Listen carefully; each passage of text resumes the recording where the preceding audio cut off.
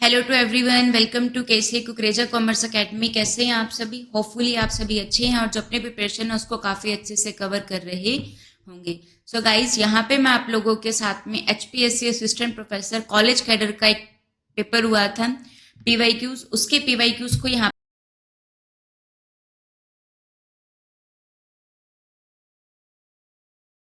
लिए। ओके, तो स्टार्ट करते हैं हमारे इस। सो देखिए, पहला क्वेश्चन ऑन योर स्क्रीन। तो ये क्या बोल रहा है?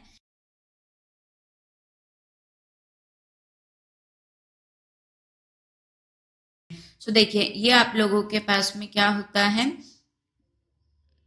ये क्या बोल रहा है? जो टैक्स है, इनकम के ऊपर जो टैक्स है वो कब लगाना है? जो इनकम है उसके ऊपर जो टैक्स लगाना है वो कब लगाना है? कब लगेगा? तब तक नहीं लगाना है जब तक वो पेरेंट कंपनी के पास में नहीं आ जाता है एज ए डिविडेंड। ठीक है, तो तब तक नहीं लगाना है। तो इसको क्या कहा जाता है?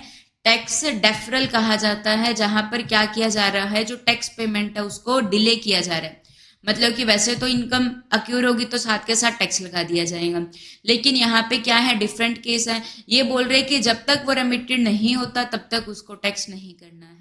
So tax deferral allow the company to delay paying tax on income until it is brought back to the parent company's home country। ठीक है, तो जब तक वो कंपनी की होम कंट्री में वो नहीं आ जाता तब तक उसके ऊपर टैक्स नहीं लगाना है। ठीक है, तो ये क्या होता है? टैक्स डेफरल होता है। Move to the next question. O A U, O A U means, तो इसका मीनिंग जो रहता है वो क्या होता है? सो ओ ए यू एक ऑर्गेनाइजेशन है, किसकी? अफ्रीकन नेशंस की, जो कंसर्न करते हैं किसके साथ में? मोर पॉलिटिकल के साथ में कंसर्न करते हैं then the economic objective. So O A U क्या है? एक ऑर्गेनाइजेशन होती है, किस चीज की? अफ्रीकन नेशंस की, जो क्या काम करती है? मोर कंसर्न है किसके साथ में? पॉलिटिकल के साथ में देन द इकोनॉमिक। तो ये क्या होता है? ओ ए यू होता है। तो the organisation of African unity, O A U. ठीक है, तो ये क्या है? एस्टेब्लिश हुई थी कब? 1963 के अंदर। ये एक ऑर्गेनाइजेशन है जो प्रमोट करते हैं unity and solidarity among African Nations. तो ये पॉलिटिकल के ऊपर ज्यादा फोकस करती है। ठीक है, next question. From the following which is not a type of treasury bill. तो ट्रेजरी बिल जो है ये क्या होता है?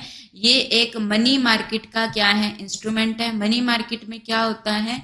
जहां पे जो सिक्योरिटीज की मेच्योरिटी पीरियड होता है वो क्या होता है? लेस देन 1 ईयर होता है।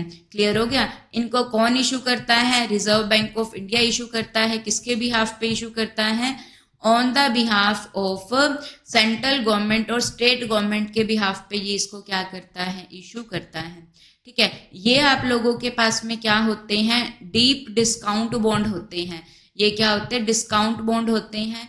मतलब इनको क्या किया जाता है? इशू किया जाता है किसके ऊपर? फेस वैल्यू की, सॉरी, इनको इशू किया जाता है किसके ऊपर? लेस देन फेस वैल्यू के ऊपर। मतलब कि जब उससे पैसा लेंगे तो कम लेंगे, लेस देन फेस वैल्यू के ऊपर इशू किया जाता है। लेकिन जो रिडम्पशन होती है, जब पर्सन को पैसा वापस दिया जाएगा तो वो फेस वैल्यू के ऊपर दिया जाएगा, और वही उसकी क्या बनती है?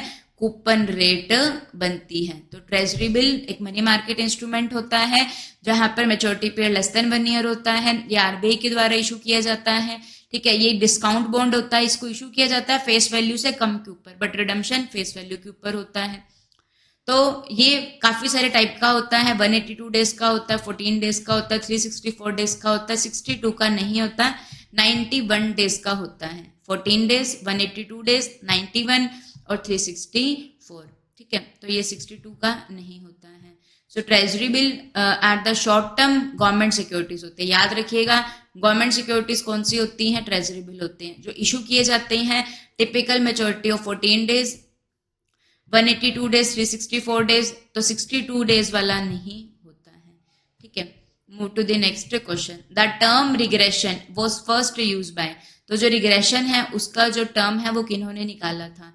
रिग्रेशन, ये स्टैटिक्स का क्वेश्चन है आप लोगों के पास में। रिग्रेशन क्या होता है? जहां पर हम लोग क्या करते हैं? कोज इफेक्ट के रिलेशनशिप को देखते हैं। जहां पर हम लोग क्या करते हैं? चेंज करते हैं किसके अंदर? इंडिपेंडेंट वेरिएबल में क्या करते हैं? चेंज करते हैं, और उसका इम्पैक्ट देखते हैं किसके ऊपर, डिपेंडेंट वेरिएबल के ऊपर क्या देखते हैं, इम्पैक्ट देखते हैं। जैसे कि चेंज किया किसके अंदर, पानी, पौधों के अंदर क्या डाला, पानी डाला, तो पानी क्या है, इंडिपेंडेंट वेरिएबल है। उसका इम्पैक्ट किसके ऊपर देखा, पौधे के ऊपर देखा, तो ये क्या कहलाता है, रिग्रेशन होता है। रिग्रेशन क्या होता है, जहां पर क्या देखा जाता है कि एक वेरिएबल में चेंज करने से दूसरे पे क्या इम्पैक्ट पड़ता है, ये रिग्रेशन होता है। ये कॉज एंड इफेक्ट के ऊपर बात करता है। ये टर्म जो है वो किन्होंने सबसे पहले यूज करी थी, तो ये किन्होंने यूज करी थी, सर फ्रांसिस गैल्टन ने क्या किया था, टर्म रिग्रेशन को यूज किया था। ठीक है, रिग्रेशन, रिग्रेशन लाइन आप लोगों के पास में होती है, x is equal to A plus B Y होता है, y is equal to A plus B X होता है। ठीक है, रिग्रेशन के फॉर्मूलाज होते हैं। कार्ल पियर्सन जो है उन्होंने किस चीज का कंसेप्ट दिया है, कोरिलेशन का। कोरिलेशन जस्ट वेरिएबल के बीच में रिलेशनशिप को बताता है। यहाँ पर कॉज एंड इफेक्ट का कोई रिलेशन नहीं होता है। और जो कार्ल पियर्सन का कोरिलेशन होता है, ये सबसे ज्यादा यूज होने वाला मेथड होता है।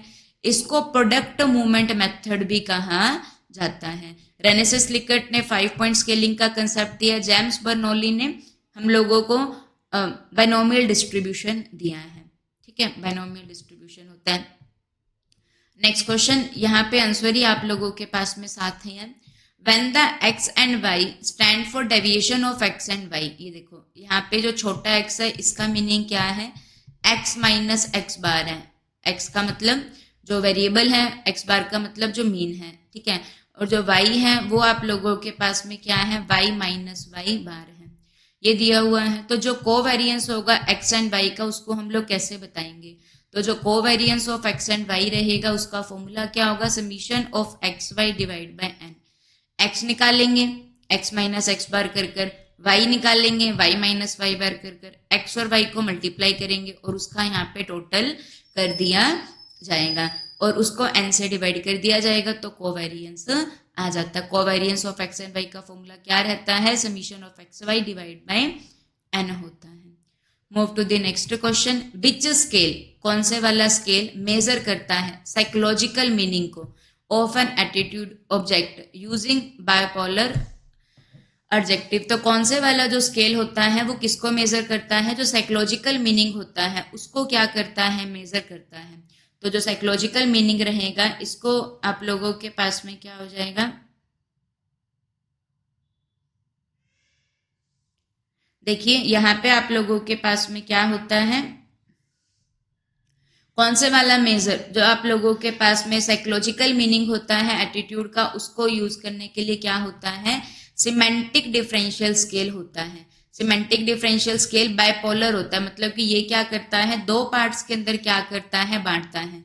जो दो पार्ट होते हैं ये आप लोगों के पास में कौन कौन से रहते हैं, दैट इज द, जो दो पार्ट आप लोगों के पास में दो, जैसे कि गुड और बैड, ठीक है, हैप्पी और सैड, तो उसमें बांटता है। लिकर्ट स्केल का याद रखिएगा, ये क्या होता है, 5 पॉइंट रेटिंग होती है। लिकर्ट स्केल 5 पॉइंट रेटिंग होती है। सिमेंटिक डिफरेंशियल स्केल क्या होता है, बाइपोलर होता है। Semantic differential scale measure the meaning of things and concept, तो it use the bipolar adjective good bad happy sad on a scale where the respondent rate their attitude toward a given object, तो ये रहता है। ठीक है, move to the next question, the variation, variations आती हैं, ठीक है, चेंजेस आते हैं in a measure due to some known और द अननोन इन्फ्लुएंसेस। जो वेरिएशन आ रहे हैं मेजर के अंदर वो किस वजह से आ रहे हैं आप लोगों के पास में, तो जो वेरिएशंस आ रही हैं वो किस वजह से आ रही हैं, ड्यू टू सम नोन, ये किस वजह से आ रही हैं, वेरी गुड बच्चा लोग, हम लोगों को पता है इस वजह से ये आ रही हैं। ठीक है, तो इस वजह से ये आ रही हैं, तो ये आप लोगों के पास में क्या कहलाता है, that is known as a systematic variance होता है। जहां पे हमें पता है वेरिएशंस इस वजह से आ रही हैं, तो ये क्या कहलाता है आप लोगों के पास में बच्चा मेरे, ये क्या कहलाता है आप लोगों के पास में,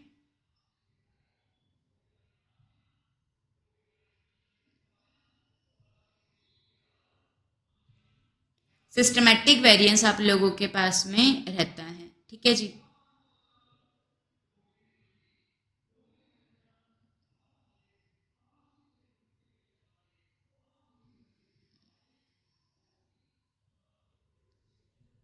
दैट इज सिस्टमैटिक वेरिएंस। जहां पर नॉन होता है इन्फ्लुएंस तो वो सिस्टमैटिक वेरिएंस होता है। Systematic variance refers to the portion of total variances in a set of measurement that is due to effect of some identifiable factor or set of factor leading to biasness in one direction। ठीक है, तो जहाँ पे non factor की वजह से होता है, जहाँ पे रैंडम वेरिएंस होता है वो रैंडम एरर की वजह से होता है। ठीक है, next question on your screen. जो स्टैंडर्ड एरर होता है ये क्या होता है? तो जो स्टैंडर्ड एरर होता है उसका फॉर्मूला क्या होता है? Standard deviation divide by under root of N होता है। तो जो स्टैंडर्ड एरर होता है ये क्या होता है? Standard deviation of population. एक तो आपको ये पता होना चाहिए, देखो जहां पे क्या किया जाता है, ईच एंड एवरी यूनिट को क्या किया जाता है? स्टडी किया जाता है, वो क्या कहलाता है? पॉपुलेशन होता है। और पॉपुलेशन के क्या होते हैं? पैरामीटर होते हैं। जहाँ पे ईच एंड एवरीथिंग को देखा जाता है वो पॉपुलेशन होता है, पॉपुलेशन के पैरामीटर होते हैं। जहां पर क्या किया जाता है? कुछ यूनिट को स्टडी किया जाता है, वो क्या कहलाता है? सैंपल कहलाता है। और सैंपल की हम लोगों के पास में क्या रहती है? स्टैटिस्टिक्स होता है। तो जो स्टैंडर्ड एरर होता है वो क्या होता है? स्टैंडर्ड डेविएशन होता है किसका? सैम्पलिंग डिस्ट्रीब्यूशन का। Standard error is the standard deviation divide by under root of N, ये सैम्पलिंग डिस्ट्रीब्यूशन का होता है। ठीक है, standard error is the standard deviation of the sampling distribution. So बच्चा एक ये याद रखिएगा, जो स्टैंडर्ड डेविएशन होता है ये क्या होता है? स्टैंडर्ड डेविएशन को हम लोग सिग्मा से डोनेट करते हैं। ये क्या होता है? वेरिएंस का क्या होता है? अंडर रूट होता है। या फिर इसको और कैसे शो किया जा सकता है? वेरिएंस इज इक्वल टू क्या होता है हम लोगों के पास में? स्टैंडर्ड डेविएशन का स्क्वायर रहता है। ठीक है, तो standard deviation, standard of error क्या होता है? Standard deviation divide by under root of N होता है। ठीक है, नेक्स्ट क्वेश्चन। एक डाटा जो होता है वो क्या होता है हम लोगों के पास में?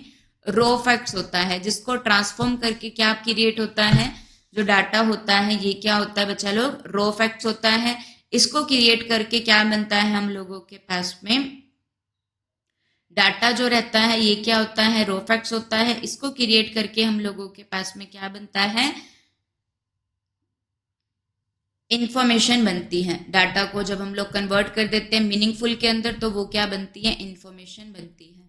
तो जो डाटा होते हैं वो इंटीजर फॉर्म में भी हो सकते हैं, रियल नंबर भी हो सकते हैं, बाइनरी भी हो सकते हैं, बट इमेजनरी नहीं हो सकते हैं।